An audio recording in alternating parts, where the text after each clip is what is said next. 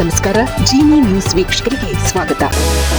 DK Shivakumar ಹಾಗೂ DK Suresh ಅವರು ಎಐಸಿಸಿಯ ಮಾಜಿ ಅಧ್ಯಕ್ಷೆ ಸೋನಿಯಾ ಗಾಂಧಿ ಅವರನ್ನು ಭೇಟಿ ಮಾಡಿ ರಾಜ್ಯದ ಪ್ರಸಕ್ತ ರಾಜಕೀಯ ಬೆಳವಣಿಗೆಗಳ ಬಗ್ಗೆ ಸುದೀರ್ಘ ಚರ್ಚೆ ನಡೆಸಿದ್ದಾರೆ ಎಂದು ವರದಿಯಾಗಿದೆ. ರಾಜ್ಯದಲ್ಲಿ ಕಳೆದ ಕೆಲವು ದಿನಗಳಿಂದ ಕೇಳಿಬರುತ್ತಿರುವ ನಾಯಕತ್ವ ಬದಲಾವಣೆ, ಅಧಿಕಾರ ಹಂಚಿಕೆ ಈ ವಿಚಾರಗಳ ನಡುವೆಯೇ ಈ ಭೇಟಿ ವಿಶೇಷ ಮಹತ್ವ ಪಡೆದುಕೊಂಡಿದೆ.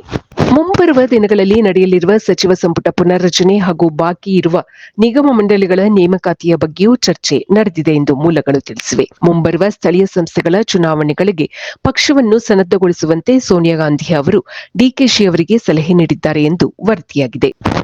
ಆದರೆ ಈ ದೆಹಲಿ ಭೇಟಿಯಲ್ಲಿ ಡಿಕೆಶಿ ಅವರು ರಾಹುಲ್ ಗಾಂಧಿ ಅವರನ್ನು ಭೇಟಿಯಾಗಲು ಸಾಧ್ಯವಾಗಿಲ್ಲ. ರಾಹುಲ್ ಹಾಗೂ ಪಕ್ಷದ ಉನ್ನತ ನಾಯಕರನ್ನು ಸಂಸತ್ತಿನಲ್ಲಿಯೇ ಕಾಣುವ ಉದ್ದೇಶದಿಂದ ಡಿಕೆಶಿ ಅವರು ಪಾರ್ಲಿಮೆಂಟ್ ಪಾಸ್ ಮಾಡಿಸಿಕೊಂಡಿದ್ದರು. ಆದರೂ ಸಹ ರಾಹುಲ್ ಗಾಂಧಿ ಭೇಟಿ ಸಾಧ್ಯವಾಗಿಲ್ಲ.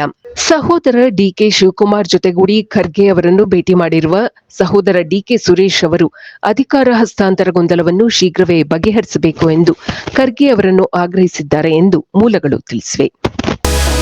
ಇದು ಈ ದಿನದ ನಿರಂತರ ಸುದ್ದಿಗಳಿಗಾಗಿ ವೀಕ್ಷಿಸುತ್ತಿರಿ ಜಿನಿ ನ್ಯೂಸ್. ನಮಸ್ಕಾರ.